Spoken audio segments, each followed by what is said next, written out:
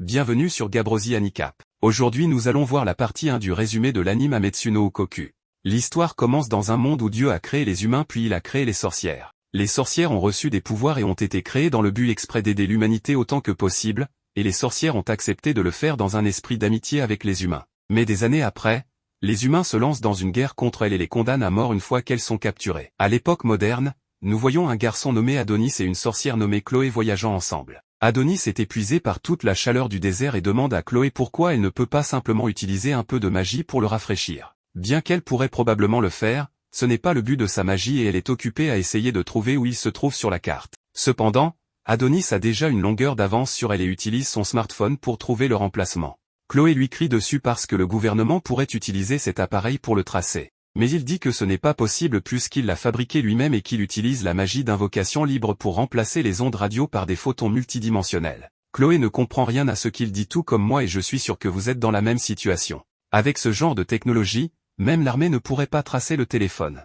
Il se moque alors de Chloé qui utilise des cartes en papier à l'ère moderne. Chloé n'apprécie pas beaucoup qu'Adonis la traite de stupide, alors elle lui donne une bonne tape sur la tête. Ensuite, elle dit à Adonis de se lever pour qu'ils puissent continuer leur voyage, mais bien qu'il ne soit pas contrarié par la tape, il se demande pourquoi ils doivent constamment fuir. Chloé garde un sourire joyeux sur son visage et dit que la raison est parce qu'elle est une sorcière et que le monde n'a pas beaucoup changé dans ses opinions depuis le XVe siècle, donc les sorcières sont encore détestées par la plupart des gens et elles sont forcées de se fondre parmi les gens dans les villes, et de prendre la fuite quand elles sont découvertes. Elle dit que certains endroits tolèrent au moins les sorcières, et c'est là qu'ils se rendent. S'ils y arrivent, ils pourront peut-être retrouver la vie heureuse qu'ils avaient auparavant, et Adonis pourra aller à l'école. Cependant, il dit qu'il préférerait étudier sous Chloé, ce qui lui fait croire qu'il a un faible pour les femmes plus âgées. Adonis est étonné que Chloé puisse encore sourire ainsi malgré tout ce que le royaume de Rydia leur a fait subir. Il serait logique qu'elle déteste le royaume de toute son âme et consacre tout son temps à le détruire. Pourtant elle choisit de se cacher.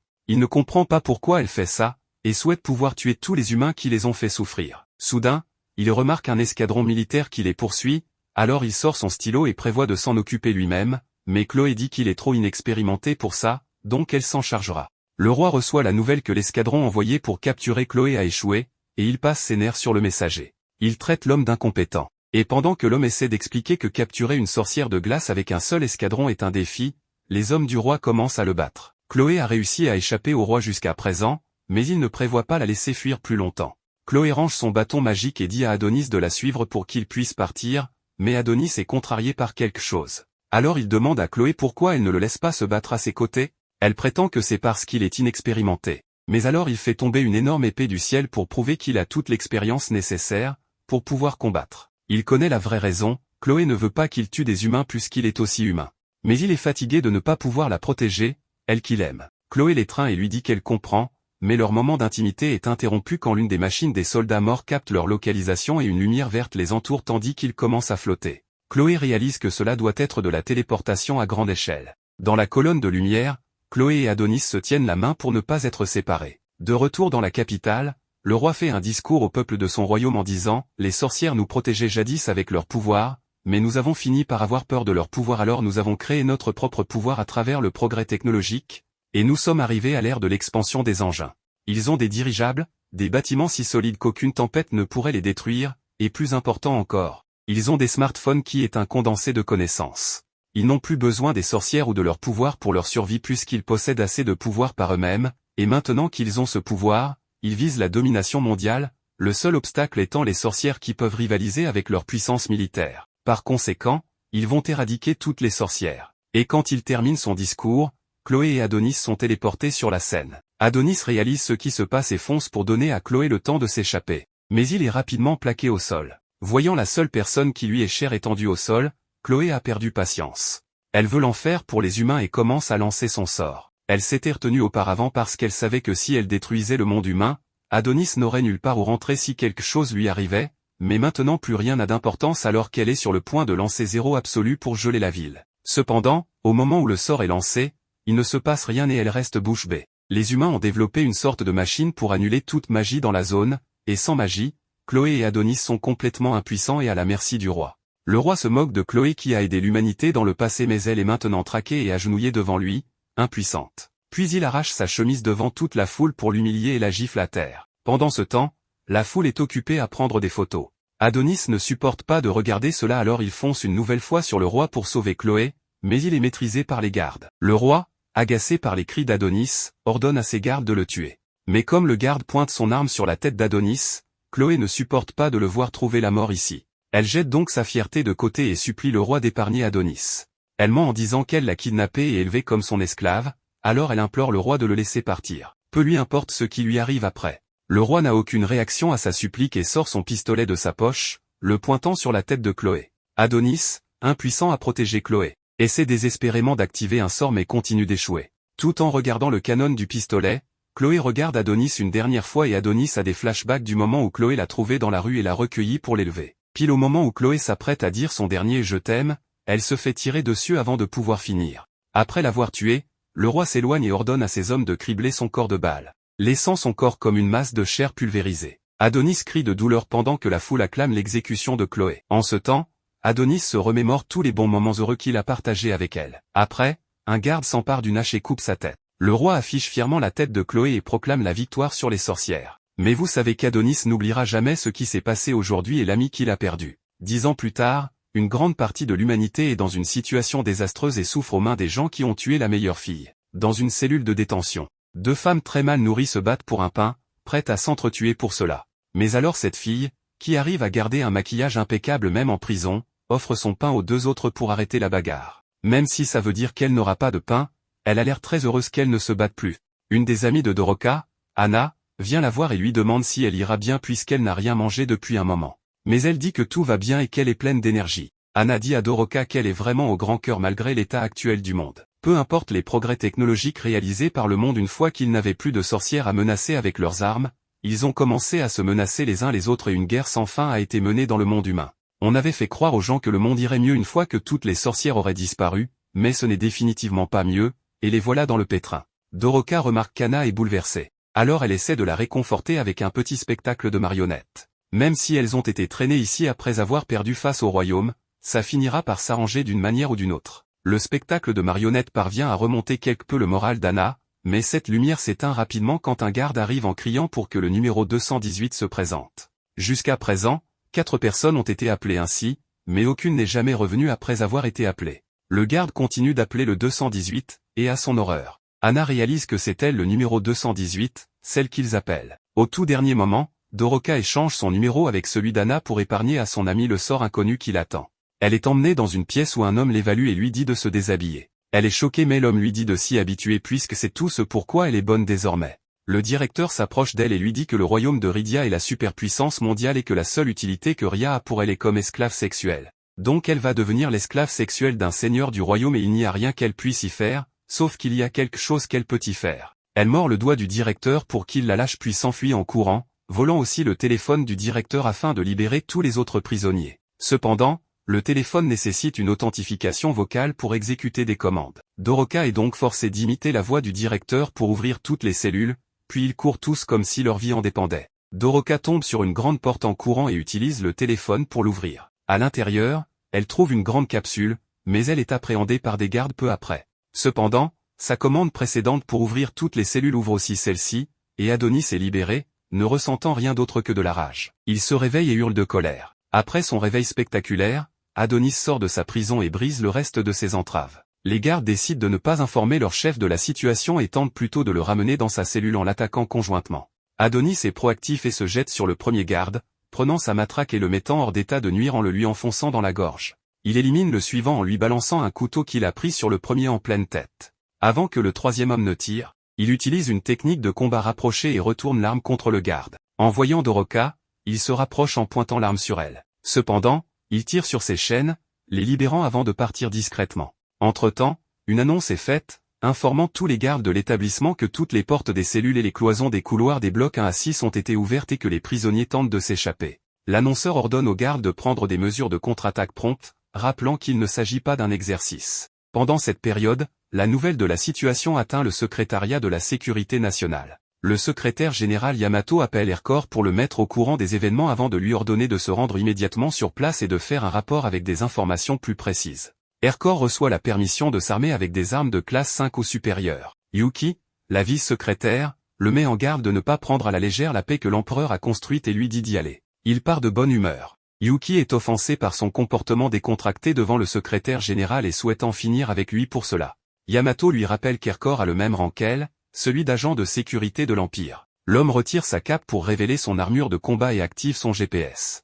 Le directeur est mal à l'aise face à la situation, et il a bien raison de l'être, car la salle de stockage des objets confisqués de la prison a été pillée. Les gardes qui surveillaient la zone ont tous été tués. Palpol panique en apprenant que Doroka a réussi à imiter sa voix pour accéder au système d'authentification de son téléphone. Cela le choque, car ce modèle était censé avoir le plus haut niveau de sécurité. Papol est encore plus inquiet que Doroka ait pris le stylo d'Adonis car avec ce stylo, il représente une menace de haut rang. Papol sait qu'il est dans de sales draps si les plus hauts dirigeants l'apprennent. Il est encore plus perplexe car sa classification ne lui donne pas accès à la chambre. Pendant ce temps, Adonis se détend tranquillement en haut d'un gratte-ciel et commence à écrire un sort après avoir inspecté sa plume. Le code flotte autour de lui lorsqu'il tire une balle avant d'activer le sort. Cela fait en sorte que la balle prenne une taille impressionnante et s'écrase sur l'un des bâtiments. Les civils en bas regardent avec horreur les débris s'abattre sur eux, marquant le début de son assaut et de sa quête pour éliminer chaque citoyen. De retour dans la prison, l'arrivée d'Erkor est marquée par la mort, alors qu'il élimine tous les prisonniers qui ont tenté de s'échapper. Il appelle son supérieur pour lui faire part de sa recherche complète de la prison et de l'absence d'Adonis. L'agent pointe son arme sur Papol en déclarant qu'il est en train de nettoyer le désordre à l'origine de cette situation et procède à leur élimination. Doroka observe la destruction causée par Adonis et se blâme de ne pas avoir pu l'arrêter. Pendant ce temps, l'apprenti se promène dans les rues pour voir ce qui a changé depuis sa détention. Les informations rapportent l'attaque récente sur la ville, suspectant qu'elle ait pu être perpétrée par des nations voisines. Adonis sait que sa maîtresse ne le félicitera pas pour ce qu'il est sur le point de faire, et il s'imagine qu'elle lui dit que se venger ne la ramènera pas, et qu'il devrait profiter de sa vie maintenant qu'il a réussi à s'échapper. Il sourit en pensant à cela. Cependant, une rencontre avec un couple qui commande son comportement étrange lui fait perdre cette expression joyeuse. Il dit qu'il n'oubliera jamais le visage et la voix de Chloé lorsqu'elle a confessé son amour pour lui avant d'être emmenée. Adonis invoque un titan de terre géant, ce qui incite les civils à sortir leur téléphone pour enregistrer la scène. Le titan commence à détruire les bâtiments voisins, tandis que les résidents courent frénétiquement se mettre à l'abri. Quelqu'un appelle la police pour les informer, mais ils prennent cela pour un canular. Une voiture percute soudainement le poste de police, et le conducteur est en détresse. L'officier suppose qu'il est sous l'influence de champignons hallucinogènes, drogue, et dit à son collègue de l'arrêter. Il appelle le quartier général et demande qu'on lui passe la brigade des stupéfiants. Mais lorsqu'il sort et voit le titan, il change rapidement sa demande et souhaite être mis en relation avec la défense. Le titan tient Adonis dans une main tandis qu'il fait pleuvoir des débris sur les civils avec l'autre. Des voitures et des personnes sont écrasées alors que tout le monde sombre dans le désespoir. Il commence à marcher vers la résidence de l'empereur Goethe, en disant que l'empereur ne lui échappera point. Yamato reçoit une mise à jour sur cette nouvelle situation. Leur service de renseignement l'identifie comme un robot, mais son origine reste inconnue. Il se dirige vers eux depuis le quartier des affaires, et les mesures de défense locales ne peuvent pas suivre son rythme. Il signale que selon la reine, l'empereur ne se sent pas bien. Après avoir entendu cela, le secrétaire général déclare l'état d'urgence et ordonne de prioriser le maintien de la ligne de défense. Le soutien aérien a également été autorisé, et des soldats au sol doivent être envoyés sur place. Yamato s'attend à une confrontation limitée après avoir donné ses ordres. Il sort et est choqué par la capacité du titan à se déplacer malgré sa taille. Yuki informe le directeur qu'Adonis et la plume ont disparu. Avec cette nouvelle information, elle est sûre que tout cela est alimenté par la magie. Yamato estime que cela simplifie les choses, alors il demande à un subordonné le dispositif de suppression de la magie photonique. On lui dit qu'il est dans le stockage souterrain, mais ils ne sont pas sûrs qu'un appareil vieux de 10 ans fonctionne correctement. Yamato confie à Yuki la responsabilité de le remettre en marche, car il s'agit d'une question d'importance nationale. Le système d'alerte de la ville informe tous les citoyens qu'un état d'urgence a été déclaré et leur ordonne de rapidement évacuer vers un endroit sûr. Certains chars se positionnent au loin et tirent sur Adonis, mais il dévie les tirs avec sa magie. Son titan riposte en frappant un bâtiment comme avec un fusil à pompe, et le projectile à haute vélocité détruit l'unité de char. Adonis a passé ses 10 années d'isolement de manière significative. L'isolement était l'environnement idéal pour lui de déterminer la manière la plus précise d'éliminer une nation. Pour utiliser des sorts, il faut saisir le processus du sort, le synthétiser et l'écrire en utilisant une plume spéciale. Cette maîtrise est presque impossible sans un excellent professeur. Aux yeux d'Adonis, il n'y a aucune distinction entre ceux qui étaient présents il y a 10 ans et ceux qui ne l'étaient pas. Si mettre fin à la vie de Chloé était pour un plus grand bien de l'humanité, alors tout le monde qui bénéficie de son sacrifice est tout aussi coupable. Il invoque 2 mitrailleuses et fait l'impensable en éliminant ceux qui tentent de fuir tout en affichant un sourire d'apaisement. Soudain, les larmes commencent à couler de ses yeux et il ne comprend pas ce qui lui arrive car il ne se sent toujours pas mieux. Pendant ce temps, Erkor le repère au loin alors il prévient Yamato. Celui-ci ordonne alors à toutes les unités de l'abattre sans hésiter. Aussitôt, les avions de chasse foncent sur lui et larguent des missiles sur le Titan projetant Adonis sur un bâtiment. Les civils se précipitent pour sortir de la zone bombardée. Doroka sauve un jeune garçon d'un écrasement alors qu'il tente de réanimer sa mère. Elle s'excuse auprès du garçon pour ce qui lui est arrivé et le confie à une vieille dame avant de partir arrêter Adonis. Pendant ce temps, à la résidence royale, Goété est alité en raison de sa maladie. Il est réveillé par le tumulte à l'extérieur, mais sa femme le rassure en lui disant que leur empire ira bien, car il a veillé à ce qu'il soit fort en son absence. Il trouve ses paroles trop aimables et révèle qu'il n'a pu le faire que grâce à une reine de soutien. Son réveil est interrompu par une toux, dont il saigne. Goété a l'impression que sa vie touche à sa fin en raison de cette maladie incurable. La reine ordonne qu'on appelle le docteur Griffon, mais il se recouche en disant qu'il va bien. Il commence à se demander si c'est une malédiction de la grande divinité, mais il refuse toujours de se repentir, car tout ce qu'il a fait était pour le progrès de l'humanité à ses yeux. Selon lui, l'humanité ne pourrait jamais progresser si les sorcières étaient présentes. Pendant ce temps, Adonis utilise sa magie pour vaincre toutes les unités au sol. Yamato observe avec incrédulité. L'un des opérateurs signale qu'un civil s'approche de la cible au sol. Adonis saisit le dernier homme debout par le cou, et le soldat exprime qu'ils auraient dû l'éliminer avec Chloé il y a 10 ans. Son apprenti est d'accord et prépare un sort autour de son poing pour mettre fin au soldat. Doroka crie pour lui demander d'arrêter, et il la reconnaît. Elle le supplie de mettre fin à son massacre, car il a déjà pris de nombreuses vies innocentes, et la mort des innocents la perturbe. Entendre les mots innocents et citoyens dans la même phrase énerve Adonis. Il la regarde froidement et écrase le soldat qu'il tenait, l'envoyant au sol. Doroka le regarde, abasourdi par sa brutalité. Adonis rit à l'idée qu'ils sont innocents. Le fait qu'elle était captive d'une nation différente et qu'elle sympathise avec eux le fait envisager d'éliminer toute l'humanité. Il s'arrête en marchant vers elle lorsque Doroka prononce le nom de Chloé. Il la prend par le col de son habit et lui demande de ne plus prononcer son nom. Il commence à penser qu'elle est là pour le distraire jusqu'à l'arrivée des renforts. Doroka révèle qu'elle est une sorcière et montre même ses pouvoirs. Cependant, Adonis croit que toutes les sorcières sont mortes et pense que c'est un piège, alors il l'entrave. Elle révèle que certaines sorcières ont survécu à la chasse aux sorcières. Face à cette possibilité, il veut savoir pourquoi elles ne sont pas venues sauver sa maîtresse. Doroka s'excuse et lui dit qu'elles étaient toutes désespérées de s'échapper. Il n'accepte pas ses excuses, car Chloé est déjà partie. La sorcière révèle qu'elle peut être ramenée à la vie. Il la jette au sol et s'apprête à la tuer, pensant qu'elle se moque de lui. Doroka lui dit qu'elle s'est infiltrée dans le pays pour le sauver, car ses souvenirs d'elle sont essentiels à sa résurrection. Adonis crée une épée, prêt à l'utiliser pour la tuer, ainsi que quiconque se mettra en travers de son chemin, mais Doroka est prête à mourir si cela apaise sa vengeance. En la voyant sourire, il se souvient de sa maîtresse puis tombe au sol en pleurant et veut une confirmation que Chloé peut être ramenée. Doroka tend la main pour le rassurer, mais un coup de feu traverse la sorcière alors qu'il saisit sa main. Le choc se lit sur le visage d'Adonis. Hercor est celui qui a tiré, et il est déçu de ne pas les avoir touchés tous les deux. L'histoire se poursuit tandis que les souvenirs de Doroka défilent, se souvenant de l'incident lorsque leur village a été attaqué par les humains.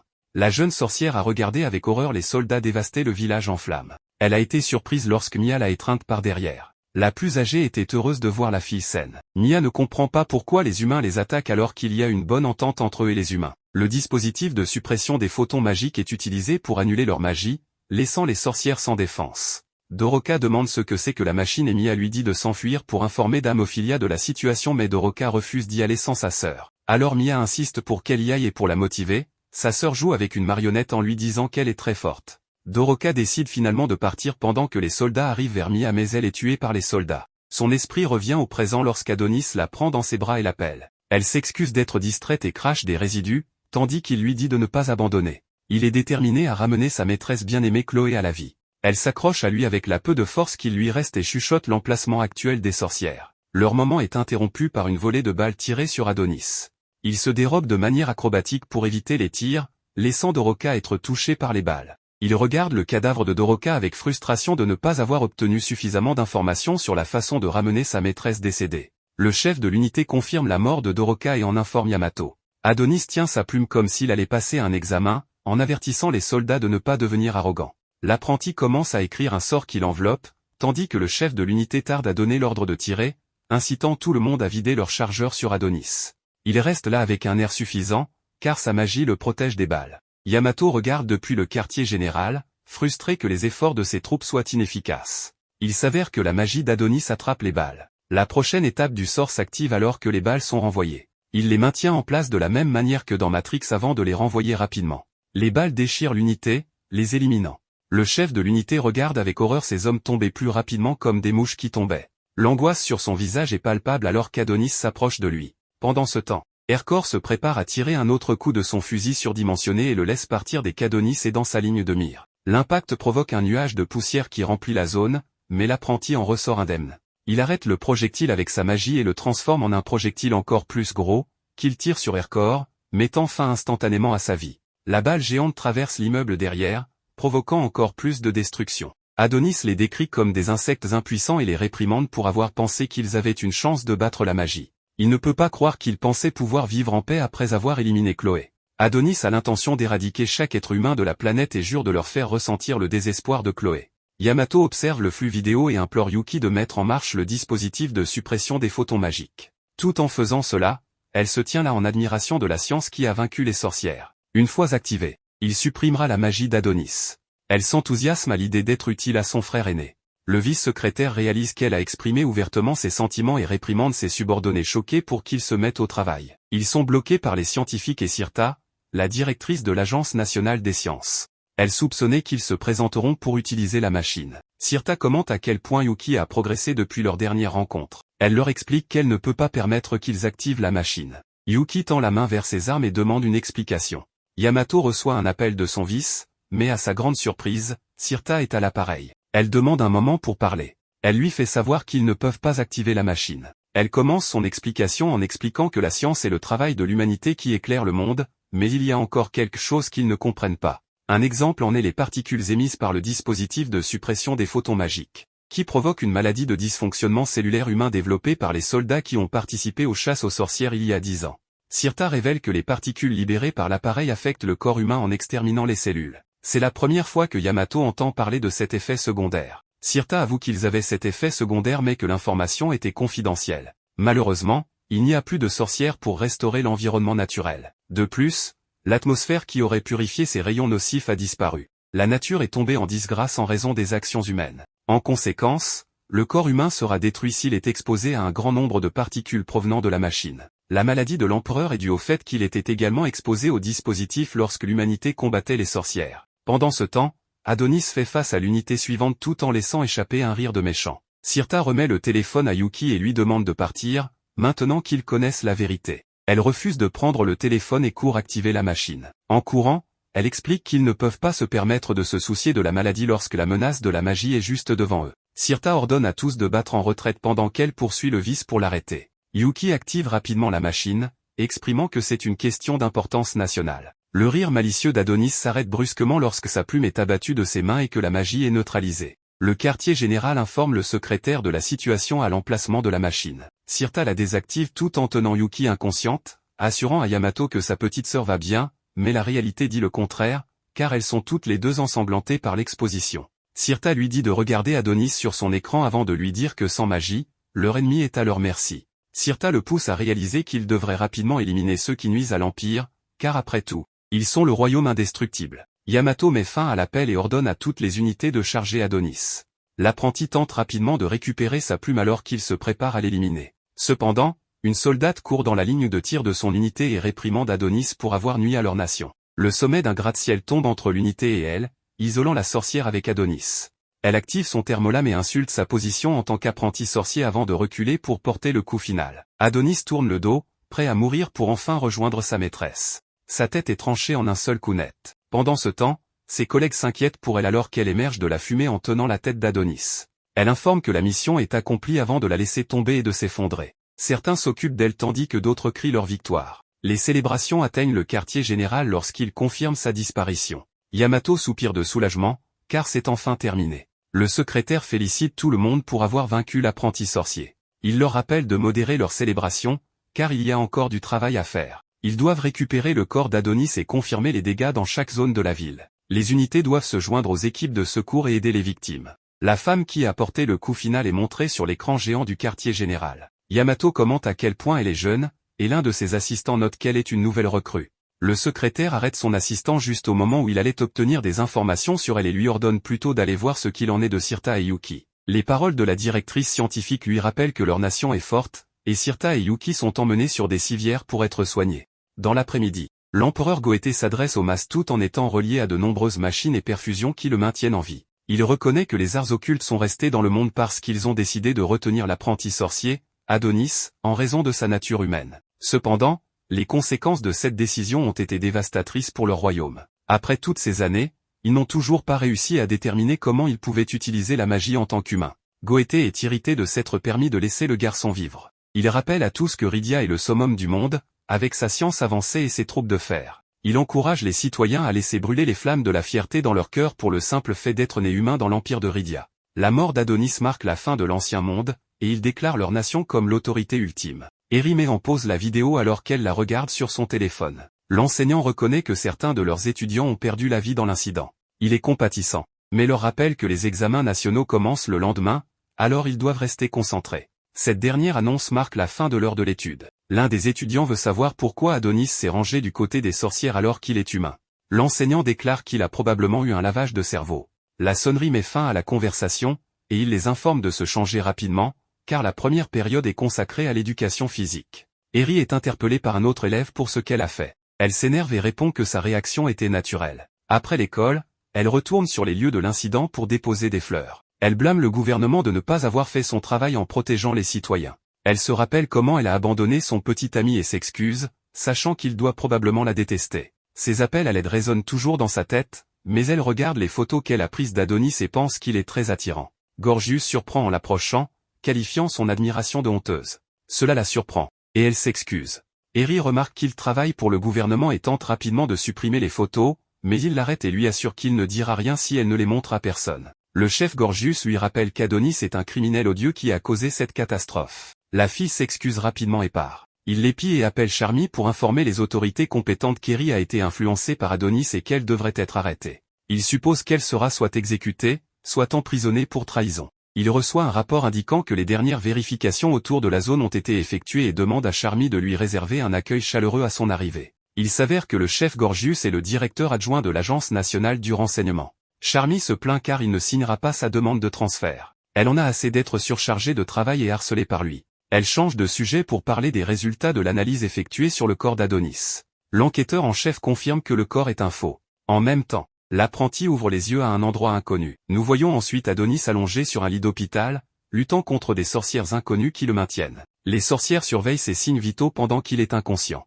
Les sorcières ont peur qu'il ne survive pas longtemps dans cet état. Adonis continue de crier puis ses pupilles roulent vers le bas depuis sa tête. Lady Ophélia, la chef des sorcières, leur dit de ne pas abandonner. Elle s'approche d'Adonis et restaure ses sens en stimulant son cerveau. Après avoir fait son travail de magie, Adonis se réveille de nouveau sur le champ de bataille. Il voit son corps sans vie au pied de la soldate et est confus. Elle se présente comme Anna et explique qu'elle a utilisé sa magie pour faire un duplicata de lui. Elle se révèle comme une sorcière, qui avec Doroka, a infiltré le pays. Elle dit à Adonis que tout cela était un plan pour ressusciter Chloé. Elle l'assure qu'elle le mettra en sécurité. Adonis ne lui fait pas confiance et essaie de la questionner. Elle lui dit que les questions sont pour plus tard et demande à Madame Ophélia de le téléporter. Adonis est englouti par une boule de linge qui flotte dans le ciel. Anna regarde la boule disparaître. Elle est triste que Doroka soit maintenant sur un autre plan. Adonis se réveille au milieu des sorcières inconnues. Il tombe du lit d'hôpital en tremblant. Madame Ophélia le prend dans ses bras, le remerciant d'avoir combattu pour elle. Adonis la repousse, lui demandant qui elle est. Adonis reconnaît l'endroit comme étant la nation des sorcières. Adonis est mis dans un fauteuil roulant et on lui fait visiter les lieux. L'atmosphère de la nation des sorcières est heureuse et joyeuse. Deux sorcières se tiennent près d'un groupe de piliers. L'une d'elles l'appelle, heureuse qu'il soit maintenant en bonne santé. Adonis s'arrête pour leur parler. Elle lui dit que Chloé serait triste s'il lui arrivait quelque chose. L'autre est d'accord. Il leur demande si elles ont déjà rencontré Chloé. Elles lui disent que c'était une sorcière gentille qui s'occupait d'elles quand elles étaient plus jeunes. Elles lui disent qu'elle l'aimait. Adonis soupire juste de tristesse. Il fait signe à la sorcière qui poussait son fauteuil de continuer. Adonis est amené devant Ophélia. Il dit à la sorcière poussant son fauteuil de le laisser marcher mais Madame Ophélia refuse.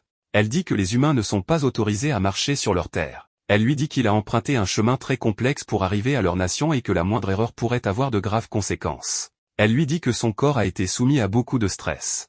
Adonis s'examine pour s'assurer qu'il n'a pas de blessures graves. Il lui demande ce qu'elle lui a fait. Mais elle lui dit simplement qu'elle l'a invité dans leur nation, l'appelant l'apprenti de Chloé. Elle lui dit que tout le monde connaissait Chloé car c'était une sorcière gentille et intelligente. Cependant, Chloé a été bannie de la nation des sorcières. Adonis l'accuse d'être l'instigatrice de l'exil de Chloé parce qu'elle lui a enseigné la magie, à lui un humain. Ophélia lui demande si Chloé lui en a parlé. Mais il répond qu'il a passé assez de temps avec elle pour le savoir. Madame Ophélia lui dit que la magie des sorcières leur est sacrée. Elle lui dit que la magie qui leur est conférée représente leur dévotion à guider l'humanité. Elle lui dit que ce n'est pas quelque chose qui devrait être enseigné à un humain. Il ne pourrait jamais comprendre pourquoi Chloé a décidé de prendre un apprenti humain. Chaque sorcière a supplié Chloé d'abandonner Adonis et de revenir à la nation des sorcières mais elle a refusé. Malgré toutes leurs suppliques, Chloé s'est excusée auprès d'elle et est partie. Ophélia dit à Adonis que malgré tout, elle est toujours aimée de tous. Adonis lui demande avec colère si elle a fini de se remémorer le passé. Elle tend la main et invoque la plume d'Adonis au-dessus de sa paume. Elle lui dit qu'il peut la récupérer. Il se lève de son fauteuil roulant et se précipite vers Ophélia. Il repousse une sorcière qui est sur son chemin comme une feuille de papier inutile. Il dit à Ophélia de lui rendre sa plume magique. Ophélia admire calmement la plume, l'appelant un vrai chef-d'œuvre. Elle la fait flotter vers Adonis, lui disant qu'il est clair que Chloé l'a faite pour lui. Adonis tient la plume serrée contre sa poitrine avec amour et tristesse. Il dit que personne d'autre n'aurait pu lui faire une telle plume. Adonis demande à Ophélia si elle peut ramener Chloé de l'autre monde. Elle lui dit que les sorcières ne mentent pas. Adonis lève la tête et soupire de contentement. Il ouvre les yeux et il est choqué par ce qu'il voit. Il peut voir la terre à distance. Ophélia lui dit que la nation des sorcières est un endroit qu'aucun humain ne peut atteindre. Elle lui dit qu'elles sont arrivées sur la Lune il y a des années et qu'elles en ont fait une maison où les sorcières peuvent vivre en paix. Elle l'appelle Lunamilia, la nouvelle nation des sorcières, hors de portée des humains.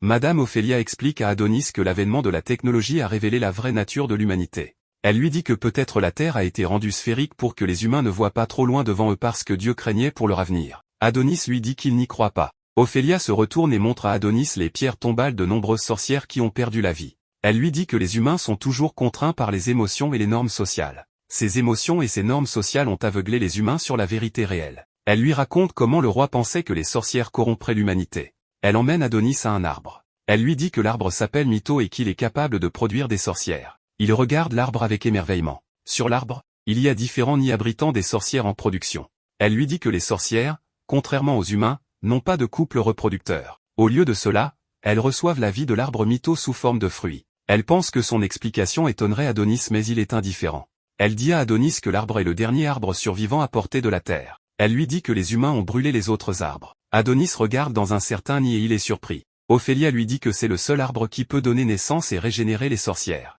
Il s'approche de l'arbre, incrédule, alors qu'il voit une Chloé en régénération. Il tend la main vers le nid et demande à Ophélia si c'est Chloé. Elle lui dit que non. Ce n'est qu'une sorcière qui attend de naître. Elle lui dit que pour qu'elle devienne Chloé, elle aurait besoin de sa force. Adonis ne comprend pas ce qu'elle veut dire. Elle dit à Adonis que la magie est l'acte de donner une forme physique dans le monde matériel aux pensées. Elle lui dit que la magie d'invocation écrite qu'il utilise peut être utilisée pour donner forme à n'importe quoi, selon ses capacités. Elle lui dit que sa magie est suffisante pour tout rendre possible. Elle dit à Adonis qu'il pourrait sceller tous ses souvenirs dans le fruit sorcier et la faire devenir Chloé. Elle lui dit qu'il est la clé de la résurrection de Chloé. Adonis a l'air déterminé et Ophélia commence à s'éloigner de l'arbre. Elle dit à Adonis de la prévenir quand il sera prêt à commencer la cérémonie. Elle s'éloigne, laissant Adonis debout seul devant l'arbre. Adonis s'allonge dans l'herbe et réfléchit à son choix. Il n'arrive pas à croire que sa magie ressuscitera Chloé. À ce moment, Anna apparaît devant lui. Elle lui demande s'il n'a rien à lui dire. Adonis lui demande condescendant si elle s'attend à des remerciements de sa part. Elle lui dit qu'il ne peut pas être sérieux. Avec des larmes coulant sur ses joues, elle lui dit que Doroka a donné sa vie pour lui. Adonis lui dit que ce n'est pas son problème puisque c'est elle qui a planifié son évasion. Anna est en colère par sa remarque, mais il s'éloigne. Anna l'appelle, lui disant qu'elle n'a pas fini de parler. Elle lui dit que les humains sont tellement égoïstes. Elle lui dit qu'il doit se sentir chanceux de pouvoir ressusciter Chloé autant de fois qu'il veut avec l'aide de l'arbre. Elle se demande pourquoi elles ont risqué leur vie pour quelqu'un comme lui. Cela fait s'arrêter Adonis. Il se retourne et lui dit avec colère qu'elles l'ont sauvé pour qu'il puisse ramener Chloé, pour qu'elle puisse l'utiliser. Elle lui demande ce qu'il entend mais il lui dit de ne pas faire l'idiote. Il se souvient des derniers mots de Doroka alors qu'elle était dans ses bras. Elle lui a dit que la nation des sorcières prévoyait d'utiliser Chloé. Adonis dit à Anna que les sorcières pouvaient vivre dans un environnement hostile aux humains. Il lui dit qu'elles n'avaient pas besoin de construire le dôme, mais qu'elles l'ont construit pour garder les humains à l'intérieur. Il lui dit comment les sorcières prévoient d'enlever des humains avec leur magie, et leur enseigner la magie écrite pour qu'ils puissent se battre. Il lui dit qu'étant donné que les sorcières sont proches de l'extinction, elles ont besoin d'une nouvelle source de soldats. Il lui dit que c'est uniquement parce que Chloé fabrique des plumes, que les sorcières veulent qu'elle soit ressuscitée. Anna est encore plus surprise. Elle saisit son épaule et lui demande ce qu'il va faire. Elle lui demande de les aider, pour que la mort de Doroka ne soit pas vaine. Adonis lui dit qu'il ressuscitera Chloé mais que tout ce qui se passera ensuite dépendra de Chloé. Il lui dit que si Chloé n'approuve pas ce qu'elles font, alors elles deviendront son ennemi. Plus tard dans la journée, Ophélia et les sorcières commencent la cérémonie. Adonis s'approche de l'arbre et utilise sa magie pour lancer un sort d'invocation de sa mémoire. La magie est absorbée par la sorcière fruitière non née. Adonis se souvient du moment où Chloé lui enseignait Falulu, la constellation des sorcières. Il s'ennuyait de ses enseignements car il les avait entendus encore et encore. Il lui montre d'autres constellations qu'elle lui a apprises. Elle est impressionnée qu'il ait pu mémoriser les constellations. Elle pense qu'il est un prodige de la magie et qu'elle doit être une sorte de déesse pour être son enseignante. Il pointe une constellation appelée la constellation d'Adonis et accuse Chloé de l'avoir inventée. Chloé ne semble pas s'en souvenir et ils commencent tous les deux à se disputer. Adonis sort de son souvenir. Il chérissait le temps passé avec Chloé, le trouvant comme un rêve comparé à sa réalité actuelle. Il se souvient quand Chloé laissait toujours ses vêtements traîner dans la maison. Chloé se lave et lui demande de laisser les vêtements par terre. Adonis regarde à travers le rideau pour voir Chloé avec différentes ecchymoses sur le corps. Chloé lui dit de ne pas espionner. Il lui dit qu'il est inquiet à cause de la durée de son bain. Il lui dit qu'il va monter la garde. Il presse Chloé de prendre rapidement son bain avant que leurs poursuivants les rattrapent. Chloé le remercie de rester avec elle alors que des larmes coulent sur ses joues. Elle lui dit qu'elle ne peut pas vivre seule. Adonis est ému par sa déclaration. De retour au présent, Adonis admet qu'il ne peut pas vivre seul non plus.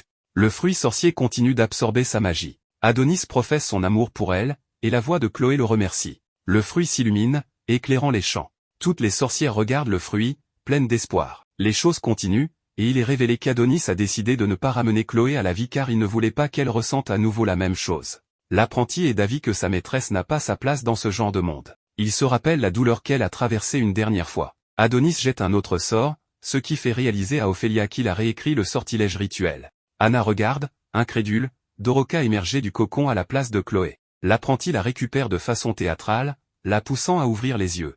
Il lui dit qu'il ne voulait pas laisser sa dette impayée. Elle est confuse mais réalise bientôt qu'ils sont à Lunamia. Il regarde autour de lui et se souvient d'Ophélia et des autres sorcières. Elle se demande ce qu'elle fait de retour à la maison, alors que la dernière chose dont elle se rappelle est de s'être fait tirer dessus sur terre. Elle remarque qu'elle est sous sa forme naturelle et s'échappe rapidement de ses mains, embarrassée. Elle lui témoigne du respect et commence à s'excuser auprès d'Adonis de lui avoir montré quelque chose d'aussi sale et disgracieux. Doroka le supplie même d'effacer cela de sa mémoire. Elle ne sait pas que ce gars est le Shad ultime, donc il n'est pas ému par une telle vision. Il lui jette simplement un au-dessus en lui ordonnant de se taire et de le mettre. Il explique qu'elle l'a sauvé à Rydia, donc maintenant ils sont quittes. Elle demande immédiatement des nouvelles de l'endroit où se trouve Chloé. Ophélia interrompt, demandant à Adonis comment il a pu faire une telle chose. La sorcière en chef explique qu'elles font tout leur possible pour l'aider. Elles risquent leur vie pour le sauver et soigner ses blessures. Elle souligne même qu'elles ont garanti sa sécurité et ont essayé de ramener Chloé d'entre les morts. Ophélia est juste confuse quant à la façon dont il peut ruiner tous leurs efforts. Les autres commencent à douter qu'il aimait vraiment sa maîtresse, étant donné qu'il n'est qu'un humain. Certaines se demandent même s'il a abandonné Chloé en faveur de Doroka. Ophélia demande calmement à celle-ci si elle a mis des idées dans la tête d'Adonis.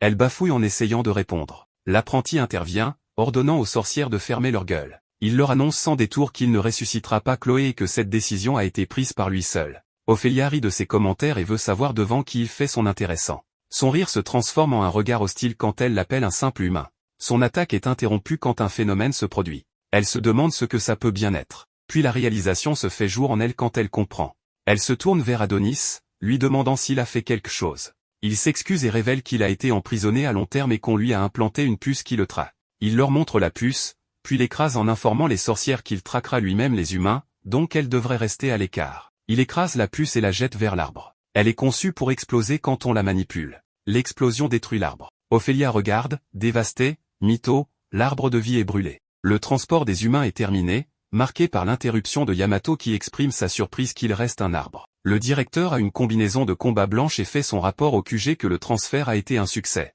En retour, on l'informe que l'analyse de l'installation non identifiée est terminée, donc ils peuvent retirer leur masque de protection faciale. La première unité fait également son apparition et encercle les sorcières et Adonis. Yamato les décrit comme des rats dans une grotte. L'apprenti est un peu offensé par sa déclaration, révélant que c'est lui qui les a invités à Lunamia en premier lieu. Adonis le corrige, l'appelant le cimetière des humains. Pendant ce temps, une sorcière dit à Ophélia de ne pas s'inquiéter alors qu'elle jette un sort dans l'espoir d'éteindre les flammes avant qu'il ne soit trop tard. Mais un des soldats l'élimine, annulant le sortilège. Ophélia donne l'ordre de se transformer en armure de combat. Alors les sorcières commencent à opérer une transformation, grâce à une magie de renforcement. Après la transformation, on peut observer un sourire sur le visage d'Ophélia autorisant les sorcières à combattre. Pendant ce temps, Yamato et Adonis commencent leur duel. Le directeur attaque en premier, ce qu'Adonis parvient de justesse à esquiver, mais il est légèrement entaillé au visage. Il jette un sort qui fait tomber le pistolet à haute puissance de Yamato dans sa main. L'apprenti ne perd pas de temps et lui tire dessus à bout portant. L'impact brise la lame de Yamato qui tombe en arrière. Adonis rit d'excitation devant la puissance de l'arme. Le directeur reconnaît son imprudence au moment où il déploie son équipement défensif juste avant de se prendre une rafale de balles en pleine figure. Adonis continue à tirer tout en se rapprochant. La combinaison du directeur l'avertit des dégâts croissants qu'elle subit. L'apprenti lui demande sadiquement d'abandonner, se moquant de la déclaration précédente de Yamato selon laquelle il allait l'achever. Doroka tire sur son manteau et il se retourne pour voir un air de désapprobation sur son visage.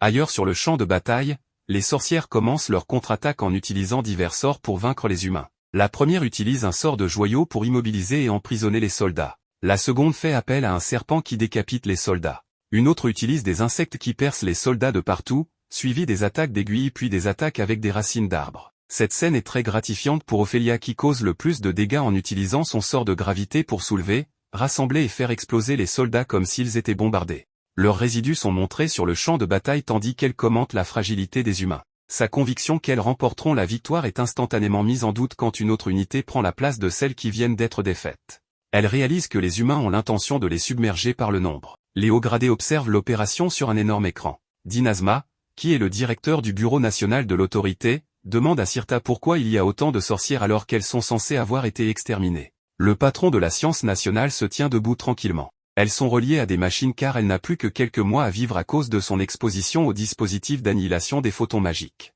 Il exige qu'elle s'explique. Elle clarifie que certaines des sorcières se sont enfuies sur la Lune en utilisant un de leurs satellites. Elle s'excuse de ne pas l'avoir découvert plus tôt. La structure construite sur la Lune était cachée grâce à la magie. En entendant cela, Dinazma entre dans une rage folle, car l'Agence de la science nationale est la fierté des 4 bureaux, raison pour laquelle elle reçoit un budget annuel massif. Il veut savoir comment elle a pu laisser cela arriver. Dinazma estime que sa bévue devrait lui coûter plus que la vie. Shirozagi, directeur de l'agence du renseignement, lui dit de la fermer, déclarant qu'ils peuvent s'inquiéter de cela plus tard. En attendant, il devrait se concentrer sur l'éradication définitive des sorcières. On revient au moment où Yamato a découvert l'état de Yuki après qu'elle a activé un dispositif d'annihilation des photons magiques. Il l'a regardée dans le tube et a commenté comme elle avait toujours été à ses côtés, et quand il est entré au bureau de la sécurité nationale, elle a fait de même. Quand il est devenu directeur, elle est devenue la vice-directrice la plus jeune de l'histoire du pays. Il dit que sa petite sœur est incroyable, mais souligne que la bureaucratie n'était pas du tout son fort. Pourtant, elle l'a fait quand même pour se rapprocher de son frère. De retour au présent, Yamato se rappelle ce souvenir et sa colère atteint des sommets lorsqu'il blâme Adonis pour tout et promet de le lui faire payer. L'apprenti peut sentir que quelque chose de gros approche, donc il fait signe à Doroka de reculer. Yamato ordonne à sa combinaison de combat de régler la force de ses bras à 500%. Le directeur titube et exige qu'ils reprennent leur combat. Adonis admet que Yamato est un adversaire coriace pour avoir encaissé tous ses tirs. Adonis pointe à nouveau l'arme sur lui, le suppliant de quitter ce monde avant qu'il ne presse la détente. Yamato se déplace à grande vitesse et assène un coup dévastateur qui envoie Adonis valser. Il informe l'apprenti que c'est plutôt lui qui quittera cette terre. Le directeur est dégoûté qu'il ait décidé de s'allier aux sorcières alors qu'il est humain. Doroka se précipite pour voir si Adonis va bien. Mais il la traite d'idiote et lui dit de garder les yeux sur l'ennemi. Yamato prend la pose de samouraï qu'ils prennent tous quand il s'apprête à déclencher une attaque surpuissante. La montée en puissance provoque des éclairs qui jaillissent de la combinaison. À ce moment, Yamato exprime son souhait que sa petite sœur et lui puissent mener une vie paisible quand ce sera terminé. Le gars imagina même cette réalité. Le directeur libère l'attaque anti-sorcière. C'est une tranche en forme de croissant qui couvre la zone du combat. Fidèle à son nom, elle coupe la plupart des sorcières en deux en un instant. Même Ophélia n'est pas épargnée. Adonis fait montre de ses impressionnantes capacités de limbo pour esquiver l'attaque, ne recevant qu'une entaille sur le visage. Anna sauve Doroka en jetant un sort d'annulation de la mort. Elle remercie Doroka d'être son amie et avoue son amour pour la sorcière aux cheveux roses. Doroka hurle d'horreur alors que le haut du crâne d'Anna tombe au sol. L'attaque provoque une perte de communication vidéo entre le QG et la force d'attaque. Il demande un rapport pour déterminer la situation. Doroka est assise dans la mer de liquide rouge des sorcières, pleurant la perte de sa meilleure amie, et implore que tout cela cesse pendant qu'elle hurle. Adonis jure d'éliminer Yamato. Celui-ci ignore la menace et fait son rapport au QG, annonçant qu'ils ont neutralisé avec succès les sorcières et que l'apprenti est le seul qu'il reste à traiter. Adonis devient sérieux, retirant son manteau. Il jette un sort qui équipe une armure métallique et attaque, mais Yamato bloque. Le directeur contre-attaque avec une vague tranchante, mais l'apprenti esquive et assène un puissant coup qui brise la lame de Yamato pour de bon cette fois, frappant le directeur à la poitrine. Adonis laisse échapper un sourire sinistre en voyant qu'il a fait des dégâts, et tente un autre coup de poing, mais Yamato bloque avec son autre main. Le souffle provoque des dommages internes. Il ordonne à sa combinaison de réparer les zones endommagées. Elle régénère également sa lame brisée qu'il utilise pour attaquer, mais l'apprenti bloque juste à temps. Les sorcières restantes regardent avec désespoir. Dans son dernier souffle, Ophélia leur dit de ne pas abandonner. L'autre commente que le mytho a brûlé complètement, comme c'était le dernier en existence, donc aucune nouvelle sorcière ne naîtra, ce qui signifie que leur extinction est presque certaine. L'une d'elles réitère ce qu'Ophélia a dit et ajoute même qu'elles ne peuvent plus se permettre de perdre d'autres sorcières. Sa suggestion de combattre aux côtés d'Adonis pour vaincre les humains est interrompue par une balle dans la tête. Les cris des sorcières restantes sont noyés par les coups de feu, tandis que Yamato déchaîne une autre technique impressionnante qui provoque une tornade. Adonis tente de l'intercepter mais la force le repousse. Le directeur surgit de la fumée et assène un coup à l'épaule de l'apprenti. Adonis jette secrètement un sort en même temps, invoquant une énorme lame au-dessus de Yamato qui s'écrase et lui arrache le bras gauche. Mais il ordonne à sa combinaison d'arrêter le saignement. L'apprenti remarque qu'il a le même regard de vengeance dans les yeux. Le directeur déclare qu'Adonis est trop dangereux donc il doit mourir. Il se prépare à porter le coup fatal quand on passe à l'agence de la science nationale qui tente désespérément de rétablir une image visuelle. Ils parviennent à capter un signal et voient Yamato blessé. Il transmet un message à ses collègues à la surface, annonçant qu'ils ont remporté la victoire. Sirta a l'air surpris quand il leur ordonne d'avertir le roi immédiatement que toutes les sorcières sur la Lune ont été anéanties. Les gens sur Terre acclament la nouvelle. Mais sur la Lune la tête de Yamato semble tenue par quelqu'un. Mais pour mieux comprendre, revenons un instant en arrière où le capitaine Yamato a failli trancher la tête de Adonis.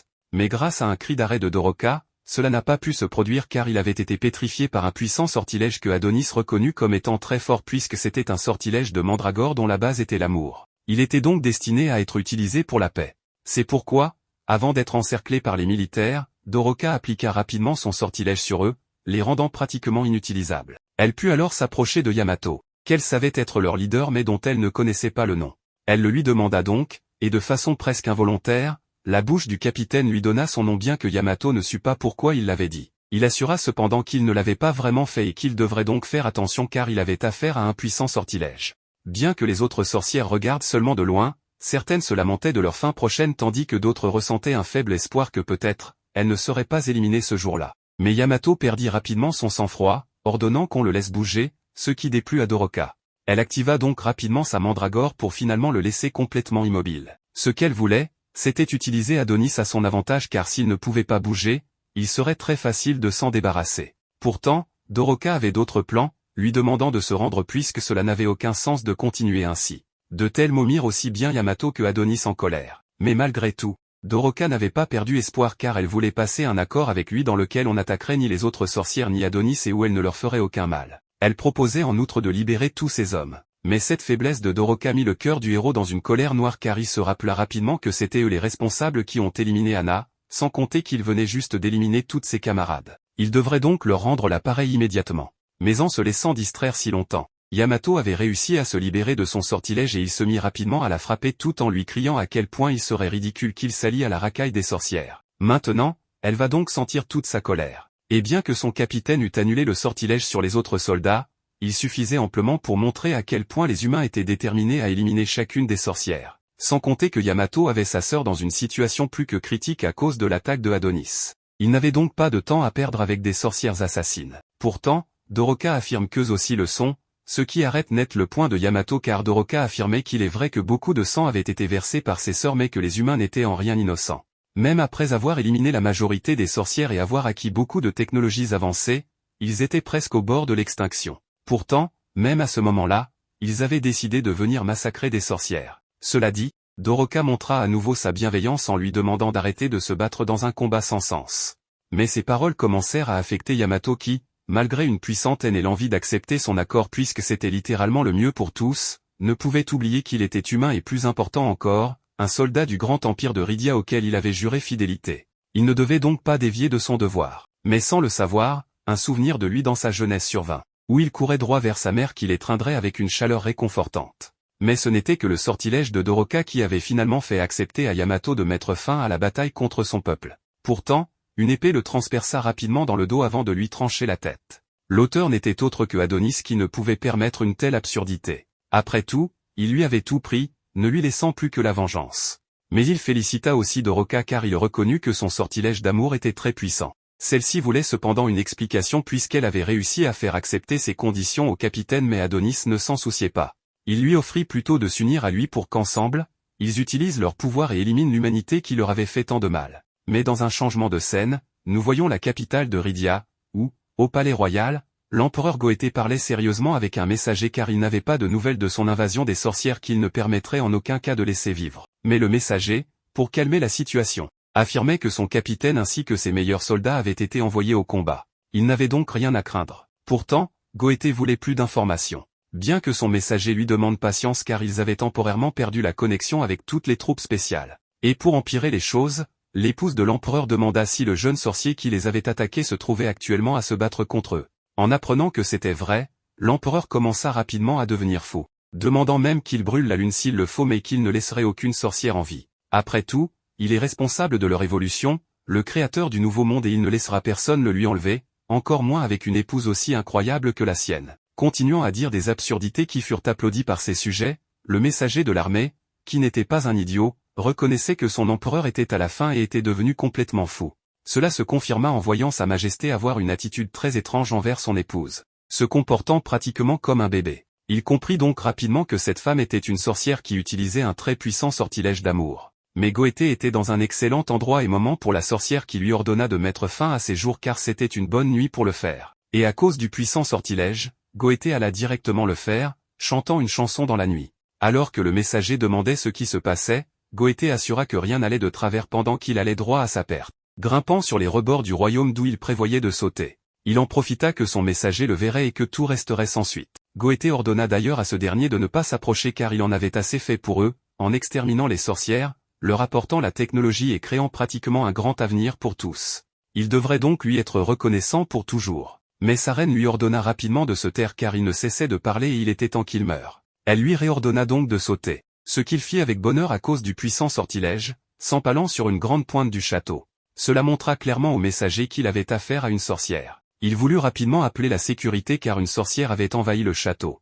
Mais elle l'avait ensorcelé avant qu'il ne puisse le faire, si bien qu'il était désormais son esclave. Elle ordonna au messager de faire son travail et d'informer de ce qui s'était passé. Il contacta donc rapidement ses supérieurs pour les prévenir que leur empereur avait décidé de sauter du haut de la falaise. C'était donc le parfait alibi où personne ne la soupçonnerait. Pourtant, la sorcière demanda l'opinion du directeur du renseignement, Shirozagi, qui félicita simplement la sorcière en affirmant que la marionnette avait bien joué son rôle. Il n'y avait donc pas de mal à l'avoir éliminée. Pourtant, la sorcière regretta que l'empereur ait été un homme car son sortilège d'amour ne fonctionne pas sur les femmes, qui sont plus un danger pour elle. Elle envisage donc d'éliminer les femmes, ce qui ne sembla pas fou à Shirozagi qui affirma simplement à sa maîtresse que le monde était à elle. Mais celle-ci dit ne pas le vouloir et que ce qu'elle désirait vraiment, c'était mieux. Elle n'était d'ailleurs pas très heureuse car le messager ne lui convenait pas et elle aurait préféré quelqu'un de plus haut placé. Elle menaça donc Shirozagi de les éliminer et de ramener à nouveau quelqu'un d'aussi inutile pendant que le pauvre messager se faisait sauter la cervelle sur ordre de la reine. Mais Shirozagi affirma que peut-être l'homme dans la lune serait à la hauteur d'une grande reine comme elle,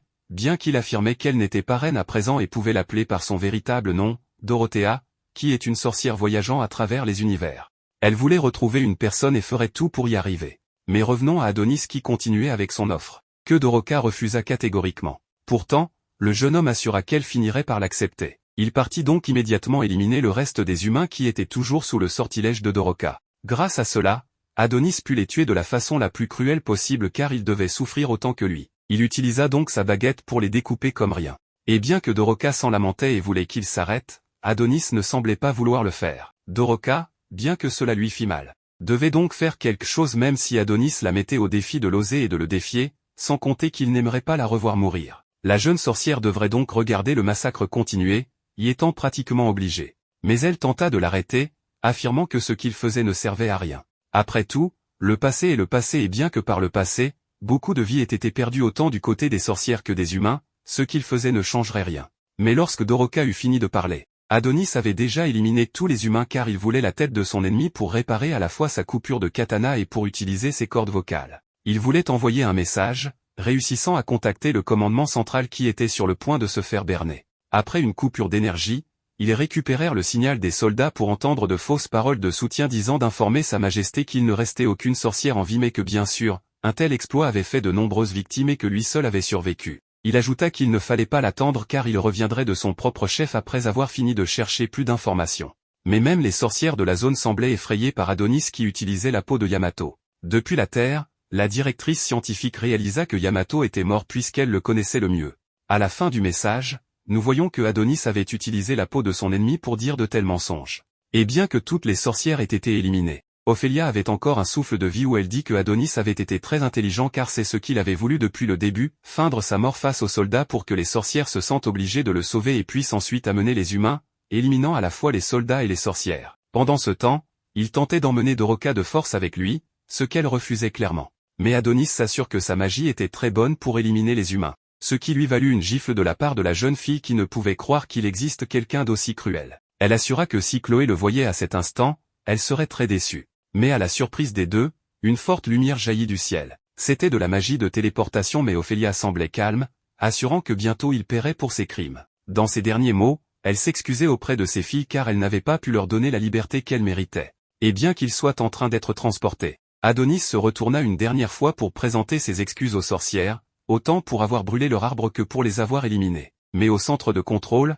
nous avons vu qu'ils essayaient de ramener leur capitaine mais la directrice savait que c'était une grosse erreur car en fait, ils amenaient l'apprentie sorcière déguisée en Yamato. Elle avait rapidement réussi à réunir un grand nombre de soldats qui se préparaient à leur devoir consistant à venger tous les morts de la bataille et leur capitaine. Mais avant d'être transportés, l'ordre fut donné de tirer sans pitié sur tout ce qu'ils verraient, déclenchant ainsi une pluie de tirs qui anéantirait tout sur leur passage.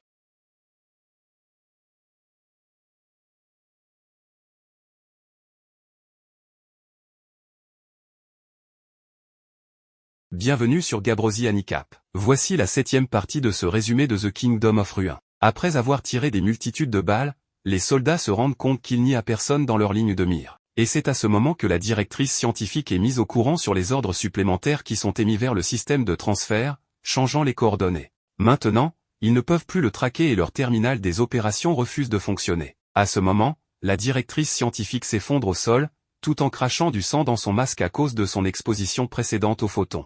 Pendant qu'elle gît au sol, elle déclare que le disciple de la sorcière est très futé et ce n'est pas rien de le dire. La scène change et on peut voir un étendue de terrain et un ciel bien étoilé. Nous voyons également au loin Adonis qui se tient debout et Doroka qui se dirige vers lui. Après l'avoir rejoint, Adonis l'informe qu'ils sont maintenant sur Terre et on peut voir que Doroka a du mal à le croire. Il ajoute que là où ils sont, l'armée de Rydia ne pourra pas les retrouver.